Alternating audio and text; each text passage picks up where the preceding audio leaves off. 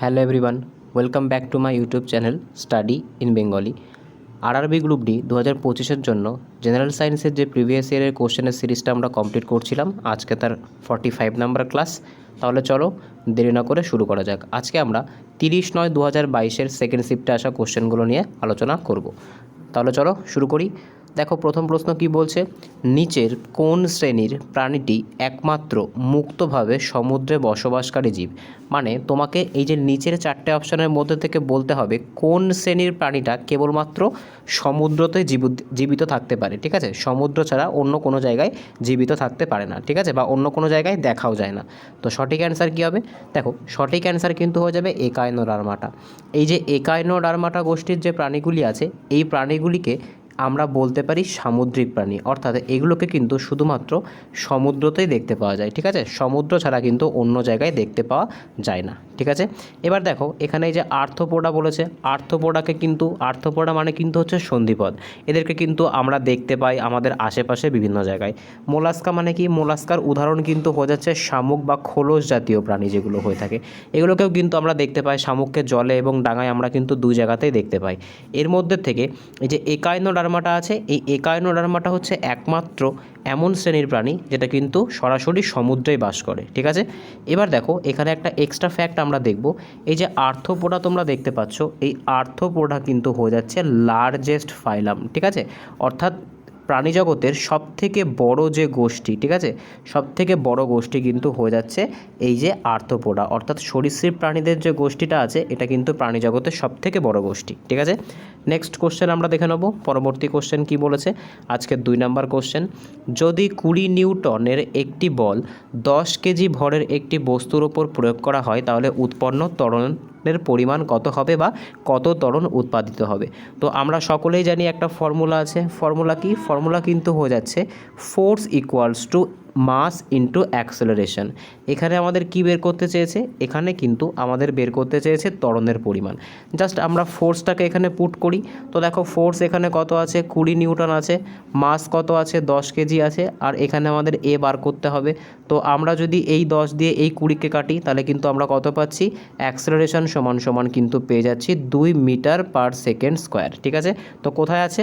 তো আমরা দেখতে পাচ্ছি আমাদের যে অপশান বি আছে সেখানে কিন্তু আছে 2 মিটার পার সেকেন্ড স্কোয়ার, আর এটাই কিন্তু আমাদের সঠিক অ্যান্সার হয়ে যাবে। যদি কারোর বুঝতে অসুবিধা হয়ে থাকে অবশ্যই কমেন্টে তোমরা জানাবে। নেক্সট কোশ্চেন আমরা দেখে নেব। পরবর্তী কোশ্চেন কি বলছে, আজকে 3 নাম্বার কোশ্চেন, একটি শব্দের বা ধ্বনির তীক্ষ্ণতা, যেটাকে পিচ বলা হয়ে থাকে, ঠিক আছে, তীক্ষ্ণতাকে কি বলা হয়ে থাকে? পিচ। তার নির্ভর করে ড্যাশের ওপর। তো কোনটার ওপর? নিম্নলিখিত চারটের মধ্যে থেকে কোনটার ওপর কোনো একটা শব্দের তীক্ষ্ণতা নির্ভর করে? দেখো অপশানগুলো কি দিয়েছে? কম্পাঙ্ক দিয়েছে, বিস্তার দিয়েছে, সুর দিয়েছে, আর তীব্রতা দিয়েছে। তো মনে রাখবে কোনো একটা শব্দের যে তীক্ষ্ণতা বা পিচ সেটা কিন্তু সবসময় তার ফ্রিকোয়েন্সি বা কম্পাঙ্কের ওপর নির্ভর করে থাকে। ঠিক আছে, তো সঠিক অ্যান্সার কী হবে? সঠিক অ্যান্সার কিন্তু হয়ে যাবে ফ্রিকোয়েন্সি বা কম্পাঙ্ক। আর এই ফ্রিকোয়েন্সির একক কী বা ইউনিট কী? তো মনে রাখতে হবে এই যে ফ্রিকোয়েন্সির যে একক সেটা কিন্তু হার্টজে প্রকাশ করা হয়ে থাকে। ঠিক আছে, হার্টজে কিন্তু প্রকাশ করা হয়ে থাকে। এইবার এখানে একটা ফ্যাক্ট তোমাদেরকে বলে রাখি, এখান থেকেও কিন্তু অনেক সময় কোশ্চেন আসে। যদি কোনো একটা শব্দের তোমার হচ্ছে কম্পাঙ্ক 20 হার্টজের নিচে হয় তাহলে কিন্তু সেটা শোনা যায় না। সেটাকে কেমন সাউন্ড বলে? সেটাকে কিন্তু ইনঅডিয়েবল সাউন্ড বলা হয়ে থাকে, যেটাকে কিন্তু আমরা শুনতে পাই না। আমরা কেবলমাত্র সেই শব্দকেই শুনতে পাই যার কম্পাঙ্ক কিন্তু 20 হার্টজ থেকে শুরু করে 20,000 হার্টজের মধ্যে থাকে। এটাকেই কিন্তু অডিয়েবল সাউন্ড বলা হয়ে থাকে, অর্থাৎ এই যে শব্দটা এটা কিন্তু আমরা শুনতে পাই। আবার কোনো একটা শব্দের ফ্রিকোয়েন্সি বা কম্পাঙ্ক সেটা যদি 20,000 হার্টজকে অতিক্রম করে যায় তখনও কিন্তু আমরা সেটাকে শুনতে পাই না, তখন কিন্তু সেটাকে আলট্রাসনিক সাউন্ড বলা হয়ে থাকে, যেটা কিন্তু বাদুড়ে উৎপন্ন করে। আশা করি বুঝতে পেরেছ। নেক্সট কোশ্চেনের দিকে আমরা যাব। দেখো নেক্সট কোশ্চেন কি বলছে, সরি, আজকে 4 নাম্বার কোশ্চেন, যে 2 কেজি ভর বিশিষ্ট একটি বস্তুকে 20 মিটার পার সেকেন্ড প্রাথমিক বেগ সহ ওপরের দিকে ছোড়া হলে গতিশক্তি কত হবে। তো আমাদেরকে কিন্তু এখানে ডাইরেক্ট গতিশক্তির ফর্মুলা থেকে অঙ্কটা করতে হবে। তো গতিশক্তির ফর্মুলা কি হয়ে থাকে, গতিশক্তির ফর্মুলা কিন্তু হয়ে থাকে হাফ mv²। খুব ইজি কিন্তু একটা অঙ্ক এটা। দেখো এক্ষেত্রে আমাদেরকে কি করতে হবে, এক্ষেত্রে জাস্ট আমাদেরকে ডেটাগুলোকে পুট করতে হবে। তো দেখো এখানে কত বলেছে, এখানে ফর্মুলার হাফটা এখানে থাকছে। এখানে দেখো কত বলেছে, ভর কিন্তু বলেছে 20 কেজি, আর যে তোমার হচ্ছে ভর কিন্তু বলেছে এখানে 2 কেজি। ঠিক আছে, এক সেকেন্ড, ভর কিন্তু এখানে কত বলেছে, ভর কিন্তু এখানে বলেছে তোমার হচ্ছে 2 কেজি। ঠিক আছে, তো আমরা এখানে ভরকে 2 কেজি করব, আর আমাদের যে তোমার হচ্ছে ভেলোসিটি আছে সেটা কিন্তু 20 বলেছে। দেখো এখানে কিন্তু ভি এর স্কোয়ার বলেছে। ঠিক আছে, ভি এর কিন্তু স্কোয়ার বলেছে, তাই তোমাদেরকে কিন্তু 20 স্কোয়ার করতে হবে। আর 20 স্কোয়ার করলে আমরা কত পাবো, 20 স্কোয়ার করলে কিন্তু আমি একবারে এখানে 400 লিখলাম। এই 2 দিয়ে এই 2 কেটে যাবে, তো সঠিক অ্যান্সার কী হবে, সঠিক অ্যান্সার কিন্তু 400 জুল আমাদের সঠিক অ্যান্সার হয়ে যাবে। কোথায় আছে না, অপশান নাম্বার বিতে কিন্তু আছে 400 জুল। আশা করি বুঝতে পেরেছো। নেক্সট কোশ্চেন আমরা দেখে নেব। পরবর্তী কোশ্চেন কি বলেছে, আজকের 5 নাম্বার কোশ্চেন, যে স্পাইরোগাইরা জনন করে ড্যাশের মাধ্যমে। এখানে একটা ড্যাশ হতো। ঠিক আছে, স্পাইরোগাইরা জনন করে ড্যাশের মাধ্যমে, কোরকোদ্গমের মাধ্যমে, বিভাজনের মাধ্যমে, খণ্ডী ভবনের মাধ্যমে, আর কি বলেছে, বহু বিভাজনের মাধ্যমে। তো মনে রাখবে এই যে স্পাইরোগাইরা আছে এরা কিন্তু খণ্ডী ভবন, ঠিক আছে, খণ্ডী ভবনের মাধ্যমে কিন্তু হচ্ছে বংশ বিস্তার করে। মনে করো এটা যদি একটা স্পাইরোগাইরার বডি হয়ে থাকে, এটা কিন্তু মাঝ বরাবর দুটো ভাগে ভেঙে যায়, আর কিন্তু দুটো সমান তোমার হচ্ছে নতুন যে অপত্য কোষ তার কিন্তু সৃষ্টি করে। ঠিক আছে, এবার দেখো এখানে কি আছে, কোরকোদ্গম আছে। তো কোরকোদ্গম বা বার্ডিং এটাকে কি বলা হয়ে থাকে, এটাকে কিন্তু বার্ডিং বলা হয়ে থাকে। তো এই বার্ডিংয়ের মাধ্যমে বংশবিস্তার কারা করে থাকে, তো মনে রাখতে হবে হাইড্রা। ঠিক আছে, হাইড্রা কিন্তু এই যে কোরকোদ্গমের মাধ্যমে বা বার্ডিংয়ের মাধ্যমে বংশ বিভাজন করে থাকে। নেক্সট কোশ্চেন আমরা দেখে নেব। পরবর্তী কোশ্চেন কি বলেছে, আজকে 6 নাম্বার কোশ্চেন। কোশ্চেনটা একটু বড় আছে, একটু দেখবে যে একটি টিস্যু কি। ঠিক আছে, টিস্যু মানে কি, দেখো টিস্যুকে কিন্তু বাংলাতে বলা হয়ে থাকে কলা। টিস্যু কি সেটা কিন্তু তোমার কাছে জানতে চেয়েছে, এক্ষেত্রে একটু অপশানগুলো পড়তে হবে। দেখো কি বলছে, যারা উৎস থেকে সদৃশ্য নয় কিন্তু আকার এবং ফাংশানে অনুরূপ। কোষ যারা উৎস থেকে সদৃশ কিন্তু আকার এবং ফাংশানে অনুরূপ নয়। কোষ যারা উৎস আকার এবং ফাংশানে সদৃশ নয়। কোষ যারা উৎস আকার এবং ফাংশানে অনুরূপ। দেখো টিস্যু কিন্তু আমরা তাদেরকেই বলি, সেই নাম্বার অফ সেলসকেই বলি যারা কিন্তু যাদের যে তোমার হচ্ছে উৎস অর্থাৎ অরিজিন, আকার মানে শেপ, সাইজ বা ফাংশন, কাজ কিন্তু একই রকমই হয়ে থাকে। মনে করো এটা যদি আমাদের লিভার হয়ে থাকে, ঠিক আছে, তো লিভারের মধ্যে কিন্তু একমাত্র সেই টিস্যুগুলোই আছে যেগুলো কিন্তু লিভারের মানে যে ফাংশন সেই ফাংশন অনুযায়ী কাজ করবে। লিভারের মধ্যে কিন্তু কখনো আমাদের হাত পায়ে যে টিস্যু আছে সেটা কিন্তু কখনো থাকবে না। তাই অপশান ডি কিন্তু সঠিক অ্যান্সার হয়ে যাবে, যে একটা টিস্যুর মধ্যে যে সেলগুলো থাকে সেগুলোর যে অরিজিন, সেগুলোর যে সাইজ, শেপ, সেগুলোর যে ফাংশন সেগুলো কিন্তু একরকম হয়ে থাকে। নেক্সট কোশ্চেন আমরা দেখে নেব। পরবর্তী কোশ্চেন কি বলেছে, আজকে 7 নাম্বার কোশ্চেন, যে একটি দ্রবণের পিএইচ হলো 3, যখন দ্রবণের পিএইচ পরিবর্তিত হয়ে 6 হবে তখন H+ আয়নের ঘনত্ব কত হবে। ঠিক আছে, তো দেখো এই যে কোশ্চেনটা আছে এই কোশ্চেনটা কিন্তু একটু হাই লেভেলের কোশ্চেন, এটাকে একটু ঠিক করে বুঝতে হবে। দেখো কি বলছে, একটি দ্রবণের পিএইচ হচ্ছে 3, যখন দ্রবণের পিএইচ পরিবর্তিত হয়ে 6 হচ্ছে তখন H+ আয়নের কি ঘনত্ব কি হবে। তো মনে রাখবে দেখো এখানে কি হয়েছে, এখানে দেখো খেয়াল করবে এখানে কিন্তু 3 থেকে 6 হয়েছে, অর্থাৎ তোমরা যদি এখানে খেয়াল করো তো দেখতে পাবে 3 ছিল, 3 থেকে কত হয়েছে 6 হয়েছে, মানে কিন্তু দ্বিগুণ হয়েছে। ঠিক আছে, তো মনে রাখবে যদি দ্বিগুণ হয়ে থাকে তাহলে কি হবে, তাহলে কিন্তু এই যে H+ যে আয়ন আছে এর যে পরিমাণ থাকবে সেটা কি হবে, সেটাও কিন্তু আমাদের যে দ্বিগুণ আছে সেই দ্বিগুণ কিন্তু বৃদ্ধি পাবে। ঠিক আছে, আশা করি বুঝতে পেরেছো। নেক্সট কোশ্চেন আমরা দেখে নেব। পরবর্তী কোশ্চেন কি বলেছে, আজকের 8 নাম্বার কোশ্চেন, যে গতির দ্বিতীয় সমীকরণ ড্যাশের মধ্যে সম্পর্ক স্থাপন করে। ঠিক আছে, এবার তোমরা একটু অপশানগুলো দেখে নাও। এখানে নিচের অপশানটা একটুখানি দেখতে পাচ্ছ নিশ্চয়ই। এবার দেখো গতির যে দ্বিতীয় সমীকরণ সেটা ড্যাশ এবং ড্যাশের মধ্যে সম্পর্ক স্থাপন করে, সেটা কিন্তু এখানে চেয়েছে। তো এই যে কোশ্চেনটা আছে এটা কিন্তু তোমাদের বহুবার করানো হয়েছে, এটা কিন্তু তোমাদের জন্য এইচডাব্লিউ থাকছে। এখানে গতির সূত্র বলতে কিন্তু এখানে নিউটনের কিন্তু যে ল আছে, সে নিউটনের লয়ের যে সেকেন্ড ল আছে তার কথা কিন্তু এখানে বলা হয়েছে। তো এটা কিন্তু তোমাদের জন্য একটা হোমওয়ার্ক থাকছে, এটা কিন্তু তোমরা কমেন্টে জানাবে, ঠিক আছে, যে নিউটনের যে দ্বিতীয় সূত্র আছে সেটা কোন দুটোর মধ্যে সম্পর্ককে স্থাপন করে। নেক্সট কোশ্চেন আমরা দেখে নেব। আজকের 9 নাম্বার কোশ্চেন কি বলেছে দেখো, যে ধাতুটিকে ড্যাশ ধাতুকে, ঠিক আছে, এখানে একটা ড্যাশ হবে, ঠিক আছে, ড্যাশটা এখানে পড়েনি। তো ড্যাশ ধাতুটিকে শুধুমাত্র তড়িৎ বিশ্লেষণের মাধ্যমে কিন্তু পাওয়া যায়। একমাত্র যে ইলেকট্রোলাইসিস যে পদ্ধতি আছে সেই ইলেকট্রোলাইসিস পদ্ধতিতে কিন্তু পাওয়া যায়। অর্থাৎ এই ধাতুটাকে যদি আমরা নিষ্কাশন করতে চাই সেক্ষেত্রে কিন্তু আমাদের একমাত্র পদ্ধতি হচ্ছে ইলেকট্রোলাইসিস বা তড়িৎ বিশ্লেষণ। তড়িৎ বিশ্লেষণের সাহায্যে কিন্তু এই ধাতুটাকে একমাত্র আমরা নিষ্কাশন করতে পারি। তো সঠিক অ্যান্সার কী হবে, মনে রাখবে যে অ্যালুমিনিয়াম ধাতু আছে, সেই অ্যালুমিনিয়াম ধাতুকেই কিন্তু আমরা একমাত্র তড়িৎ বিশ্লেষণের মাধ্যমে নিষ্কাশন করতে পারি। অ্যালুমিনিয়ামের যে পারমাণবিক সংখ্যা সেটা কত, তো অ্যালুমিনিয়ামের পারমাণবিক সংখ্যা কিন্তু হয়ে যাচ্ছে 13। এটাকে যদি আমরা ইলেকট্রন কনফিগারেশন করি তাহলে আমরা কীভাবে পাবো, তো প্রথম কক্ষে কিন্তু 2টো, দ্বিতীয় কক্ষে হচ্ছে 8টা, এবং যে তৃতীয় কক্ষ আছে সেখানে কিন্তু আমরা দেখতে পাবো মোট 3টে ইলেকট্রন আছে, ঠিক আছে। নেক্সট কোশ্চেন আমরা দেখে নেব। আজকে 10 নম্বর কোশ্চেন কি বলছে, যে আধুনিক পর্যায় সারণীতে মৌলগুলির বিন্যাস হয়েছে তাদের ড্যাশ অনুযায়ী। এখানেও একটা ড্যাশ হতো, ঠিক আছে, একটু মিস্টেক আছে। আধুনিক পর্যায় সারণীতে মৌলগুলির বিন্যাস হয়েছে তাদের ড্যাশ অনুযায়ী: পারমাণবিক ভর সংখ্যা বৃদ্ধি, পারমাণবিক ভর সংখ্যার হ্রাস প্রাপ্তি, পারমাণবিক সংখ্যা বৃদ্ধি এবং পারমাণবিক সংখ্যার হ্রাস প্রাপ্তি। এখানে বলতে চেয়েছে যে মডার্ন ডে যে পিরিয়ডিক টেবিল আছে সেটা কিভাবে সাজানো হয়েছে।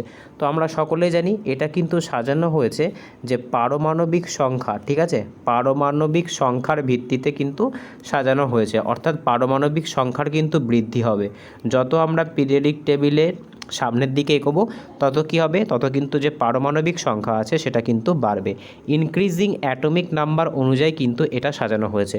আর এই যে মডার্ন ডে পিরিয়ডিক টেবিলটা আছে এটা কে দিয়েছিল, তো মনে রাখতে হবে এটা কিন্তু দিয়েছিল হেনরি মোজলে, ঠিক আছে। কে দিয়েছিল, হেনরি মোজলে কিন্তু সবার প্রথম এই যে মানে পিরিয়ডিক টেবিলটাকে ছিল, পিরিয়ডিক টেবিলটাকে মোটামুটিভাবে বলতে পারি আমরা খুব পারফেক্টলি সাজিয়েছিল। নেক্সট কোশ্চেন আমরা দেখে নেব। পরবর্তী কোশ্চেন কি বলেছে, আজকের 11 নম্বর কোশ্চেন, খুব সোজা একটা কোশ্চেন, ইজি একটা কোশ্চেন। কাজ করার সামর্থ্যকে কি বলে, বা ক্যাপাসিটি টু ডু ওয়ার্ক কি বলে? কাজ করার সামর্থ্যকে আমরা কি বলে সকলে জানি, কাজ করার সামর্থ্যকে কিন্তু বলা হয়ে থাকে শক্তি, বা ইংলিশে কিন্তু এটাকে বলা হয়ে থাকে এনার্জি। আর এই শক্তির একক কি, তো মনে রাখতে হবে শক্তির যে এসআই একক সেটা কিন্তু হচ্ছে জুল, ঠিক আছে। আর যে সিজিএস একক সেটা কি, সেটা কিন্তু হয়ে যাচ্ছে ক্যালোরি, ঠিক আছে, সেটা কিন্তু হয়ে যাচ্ছে ক্যালোরি। এই দুটো একক মনে রাখবে, পরীক্ষায় কিন্তু অনেক সময় ডাইরেক্ট কোশ্চেন দিতেও পারে, ঠিক আছে। এবার যে বাদবাকি যে ইউনিটগুলো আছে বা বাদবাকি যে তোমার যে ফিজিক্যাল কোয়ান্টিটিগুলো আছে সেগুলো নিয়ে আমরা একটু আলোচনা করে নিই। তো শক্তির একক তো আমরা দেখে নিলাম। চাপের একক কি, তো মনে রাখতে হবে চাপের যে এসআই একক সেটা কিন্তু হয়ে যাচ্ছে পাস্কাল, ঠিক আছে। তারপর বলের এসআই একক কি, বলের যে এসআই একক সেটা কিন্তু হয়ে যাচ্ছে নিউটন, আর এর যে সিজিএস একক সেটা কিন্তু হয়ে যাচ্ছে ডাইন, এটা আমরা সকলেই জানি, ঠিক আছে। ক্ষমতার এসআই একক কি হয়ে থাকে, ক্ষমতার এসআই একক কিন্তু হয়ে থাকে ওয়াট। এইবার তোমাদের জন্য কিন্তু একটা কোশ্চেন থাকবে যে 1 নিউটন ইকুয়ালস টু ড্যাশ ডাইন, কত ডাইন, 1 নিউটন সমান সমান কত ডাইন, সেটা তোমরা আমাকে কমেন্টে জানাবে। নেক্সট কোশ্চেন আমরা দেখে নেব। পরবর্তী কোশ্চেন কি বলেছে, আজকের 12 নম্বর কোশ্চেন, একটা অঙ্ক, যে 125 নিউটন বল একটি বস্তুর ওপর ক্রিয়াশীল, বলের দিকে বস্তুটির 5 মিটার সরণ ঘটে, তাহলে কৃতকার্য কত? তো ওয়ার্ক ডান থেকে কিন্তু একটা কোশ্চেন দিয়েছে। তো আমরা সকলেই জানি কৃতকার্যের অঙ্ক কিন্তু আমরা খুব ভালোভাবে শিখেছি। কৃতকার্যের জন্য কিন্তু একটা সেপারেট ভিডিও আগের দিন তোমাদের জন্য পাবলিশ করেছিলাম, ঠিক আছে। তো দেখো কৃতকার্যের ফর্মুলা কি হয়ে থাকে, বা ওয়ার্ক ডানের ফর্মুলা কি হয়ে থাকে, ওয়ার্ক ডান ইকুয়ালস টু কিন্তু হয়ে থাকে ফোর্স ইন্টু ডিসপ্লেসমেন্ট, যেটাকে আমরা এস দিয়ে প্রকাশ করে থাকি। এখানে এফ মানে কি, এখানে এফ মানে কিন্তু হয়ে যাচ্ছে ফোর্স, আর এস মানে কি, এস মানে কিন্তু হয়ে যাচ্ছে ডিসপ্লেসমেন্ট। এখানে জায়গা কম বলে আমি এখানে বাংলাতে লিখছি সরণ, মানে ওটা কতটা সরলো। জাস্ট ডেটাকে পুট করো আর অঙ্কটা করো। তো সবার প্রথমে এখানে ফর্মুলাটা এখানে আরেকবার লিখি, তো W equals to F into S, ঠিক আছে। তো আমাদের এফ কত বলেছিল, 125 নিউটন বলেছিল, আর আমাদের যে সরণ সেটা কত হয়েছিল, সেটা 5 মিটারের হয়েছিল। তো 5 × 5 = 25, হাতে হচ্ছে 2, 5 দুগুণে 10 আর 2 12, 2 হাতে হচ্ছে 1, 5 একে 5 আর একে 6, 625 আর ওয়ার্কের ইউনিট কত হয়ে থাকে? জুল। তো 625 জুল কিন্তু আমাদের সঠিক অ্যান্সার হয়ে যাবে। ঠিক আছে, 625 জুল কিন্তু আমাদের সঠিক অ্যান্সার হয়ে যাবে। তোমরা যদি চাইতে তোমরা কিন্তু এই অঙ্কটা সলভ না করেও, এত ক্যালকুলেশন না করেও কিন্তু অঙ্কটা করতে পারতে। তোমরা কি জানো, দেখো এগুলোকে কিন্তু বুদ্ধি, এই বুদ্ধিগুলোকে কিন্তু পরীক্ষার হলে খাটাতে হবে। আর এই বুদ্ধিটা তুমি যদি খাটাও তাহলে কিন্তু তুমি 1000 জনের থেকে এগিয়ে যাবে। ঠিক আছে, দেখো এখানে কৃতকার্য বলেছে, আর আমরা সকলেই জানি কৃতকার্যের ইউনিট একটু আগেই তোমাদেরকে বললাম কিসে প্রকাশ করা হয়ে থাকে? এসআই ইউনিট জুলে প্রকাশ করা হয়ে থাকে। দেখো এখানে কিন্তু একমাত্র একটাই অপশান আছে যেটা কিন্তু জুলকে ক্যারি করছে, তাই এটাই কিন্তু সঠিক অ্যান্সার, আমাদের অঙ্কটা করাও লাগলো না। ঠিক আছে, নেক্সট কোশ্চেন আমরা দেখে নেব। পরবর্তী কোশ্চেন কি বলেছে? আজকে 3 নাম্বার কোশ্চেন, যে অ্যামোনিয়াম ক্লোরাইডের একটি অণুতে কতগুলি পরমাণু আছে। ঠিক আছে, অ্যামোনিয়াম ক্লোরাইডের একটি অণুতে কতগুলি পরমাণু আছে। তো সবার প্রথম এই যে তোমার প্রশ্নটা আছে এটার জন্য তোমাদের সংকেত জানা লাগবে। তো অ্যামোনিয়াম ক্লোরাইডের সংকেত কি হয়ে থাকে? তো মনে রাখবে অ্যামোনিয়াম ক্লোরাইডের সংকেত কিন্তু হয়ে থাকে NH4Cl। ঠিক আছে, NH4Cl। এবার দেখো এখানে N মানে এখানে কিছু নেই, মানে এখানে এর একটা পরমাণু আছে, নাইট্রোজেনের একটা পরমাণু আছে, হাইড্রোজেনের 4টে পরমাণু আছে, আর ক্লোরিনের কিন্তু একটা পরমাণু আছে। তো 4 আর একে 5 আর একে 6, তাই 6 কিন্তু আমাদের সঠিক অ্যান্সার হয়ে যাবে। যে অ্যামোনিয়াম ক্লোরাইডে কতগুলো তোমার হচ্ছে পরমাণু আছে? অ্যামোনিয়াম ক্লোরাইডে কিন্তু 6টা পরমাণু আছে। নেক্সট কোশ্চেন আমরা দেখে নেব। পরবর্তী কোশ্চেন কি বলেছে? যে ভরবেগের এসআই একক কী? এর থেকে ইজি কোশ্চেন আর হতে পারে না। দেখো ভরবেগ কথাটা কি থেকে এসেছে? ভর ইন্টু বেগ থেকে এসেছে। তো ভরের ইউনিট কি আমরা সকলেই জানি, ভরের ইউনিট কিন্তু হয়ে যাচ্ছে কেজি, আর যে বেগ সেই বেগের ইউনিট কত? বেগের ইউনিট কিন্তু হয়ে যাচ্ছে মিটার পার সেকেন্ড। ঠিক আছে, তো সঠিক অ্যান্সার কী হবে? দেখো অপশান নাম্বার যে 1 আছে এটাই কিন্তু আমাদের সঠিক অ্যান্সার হয়ে যাবে। অনেকের কিন্তু দেখো এই যে ms-1 লিখেছি এখানে কিন্তু প্রবলেম হয়। দেখো ms-1 মানে জানো কি? দেখো ms-1 মানে কিন্তু হচ্ছে মিটার পার সেকেন্ড। এটা অর্থাৎ সেই বস্তুটা বা সেই যে তোমার হচ্ছে যে কোনো একটা অবজেক্ট হতে পারে, সেটা 1 সেকেন্ডে কত মিটার দূরত্ব অতিক্রম করেছে সেটাকেই কিন্তু বলা হয়ে থাকে তার যে মিটার পার সেকেন্ড। ঠিক আছে, তো এটা দেখে অনেকে ঘাবড়ে যায়, কিন্তু এটা দেখে ভয় পাওয়ার কোনো কারণ নেই। নেক্সট কোশ্চেন আমরা দেখে নেব। পরবর্তী কোশ্চেন কি বলেছে? আজকের 15 নাম্বার কোশ্চেন। আজকের 15 নাম্বার কোশ্চেন কি বলেছে? দুটি বাল্বের মধ্যে একটি অপরটির চেয়ে অধিকতর উজ্জ্বল, কোন বাল্বের রোধ সবথেকে বেশি হবে? ঠিক আছে, এখানে দুটো বাল্বের কথা বলেছে। মনে করো এখানে আমি দুটো বাল্ব আঁকছি। মনে করো এটা একটা বাল্ব, ঠিক আছে, আর মনে করো এটা একটা বাল্ব। ঠিক আছে, আমার ড্রয়িং খুব খারাপ, জাস্ট বোঝানোর জন্য করছি। মনে করো এটা বেশি উজ্জ্বল, ঠিক আছে, এটা বেশি উজ্জ্বল, আর এটা মনে করো কম উজ্জ্বল। ঠিক আছে, এটা কম উজ্জ্বল, এটা তোমার হচ্ছে মনে করো বেশি উজ্জ্বল, এটাকে পজিটিভ লিখলাম, আর এটা কম উজ্জ্বল মানে এটা নেগেটিভ লিখলাম। ঠিক আছে, তো বলেছে এই দুটো বাল্বের মধ্যে থেকে কোন বাল্বের রোধ বেশি হবে। দেখো এটা কিন্তু জাস্ট একটা বুদ্ধির প্রশ্ন। রোধ মানে কি? রোধ মানে কোনো একটা তারের মধ্যে দিয়ে ইলেকট্রিসিটি যেতে পারছে না, যেতে একটু বাধা পাচ্ছে। তো তোমরা যদি খেয়াল করো, তোমরা যদি একটুখানি ভাবো, দেখো যে বাল্বের মধ্যে দিয়ে ইলেকট্রিসিটি প্রপারলি যাবে সেই বাল্বের আলো নিশ্চয়ই বেশি হবে, আর যেই বাল্বের মধ্যে দিয়ে ইলেকট্রিসিটি যেতে পারবে না বা কাট ডাউন হবে, ঠিক আছে, কমে যাবে, সেক্ষেত্রে তার যে উজ্জ্বলতা থাকবে সেটা কমে যাবে। তাই সঠিক অ্যান্সার কী হবে? সঠিক অ্যান্সার কিন্তু হয়ে যাবে যেটা, যে তোমার কোনটার রোধ বেশি হবে? যেটা কিন্তু তোমার যে বাল্বটা কিন্তু অনুজ্জ্বল, ঠিক আছে, যে বাল্বটা অনুজ্জ্বল অর্থাৎ যার কিন্তু উজ্জ্বলতা কম, যেটা কম উজ্জ্বল হয়ে জ্বলছে, ঠিক আছে, সেটাই কিন্তু রোধ বেশি হবে। নেক্সট কোশ্চেন আমরা দেখে নেব। পরবর্তী কোশ্চেন কি বলেছে? আজকে 16 নাম্বার কোশ্চেন, খুব ইজি একটা কোশ্চেন। ভর বাই আয়তনকে কি বলা হয়ে থাকে? তো আমরা কিন্তু সকলেই জানি ভর বাই আয়তনকে কিন্তু বলা হয়ে থাকে ঘনত্ব। ঠিক আছে, কি বলা হয়ে থাকে? ভর বাই আয়তনকে কিন্তু বলা হয়ে থাকে ঘনত্ব। নেক্সট কোশ্চেন আমরা দেখে নেব। আজকে 17 নাম্বার কোশ্চেন কি বলেছে? যে একটি পণ্য হিসাবে ড্যাশ একটি, এখানে একটা ড্যাশ হবে, ঠিক আছে, যে ড্যাশ একটি পণ্য হিসাবে গঠিত হয় যখন ক্যালসিয়াম অক্সাইড জলের সাথে বিক্রিয়া করে। এক কথায় বলতে চেয়েছে, মনে করো ক্যালসিয়াম অক্সাইড, ক্যালসিয়াম অক্সাইডের ফর্মুলা কি? CHO। ক্যালসিয়াম অক্সাইড যখন জলের সাথে বিক্রিয়া করে তখন কোনটা তৈরি হয়? ঠিক আছে, তো দেখো এখানে কি বলেছে, তো আমরা যদি এখানে দেখি তো কি তৈরি হয়? CaOH2। এটা কিন্তু তৈরি হয়। আর এটাকেই কি বলা হয়ে থাকে? এটাকেই কিন্তু বলা হয়ে থাকে কলি চুন, ঠিক আছে? কলি চুন বলা হয়ে থাকে, যার আর একটা নাম কিন্তু কি হয়ে যাচ্ছে? স্লেক্ট লাইম, ঠিক আছে? কি হচ্ছে? স্লেক্ট লাইম। তো ক্যালসিয়াম অক্সাইডের সাথে কিন্তু যদি আমরা হাইড্রোজেনের এখানে H2O হবে, আমি একটু মিস করে গেছিলাম, ঠিক আছে?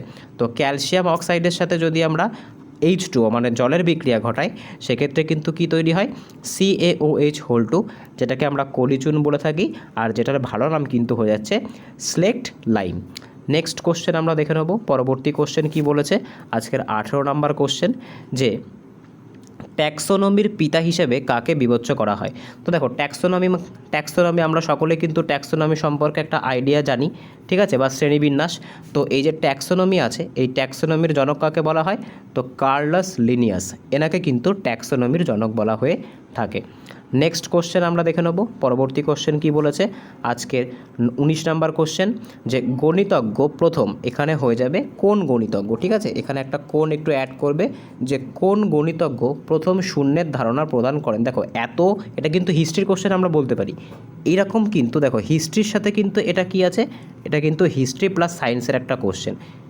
এইরকম কোশ্চেনও কিন্তু পরীক্ষায় আসতে পারে, ঠিক আছে? তো দেখো, প্রথম আমরা কি জানি? শূন্যের ধারণা কিন্তু কে দিয়েছিল? না, আর্যভট্ট কিন্তু দিয়েছিল, ঠিক আছে?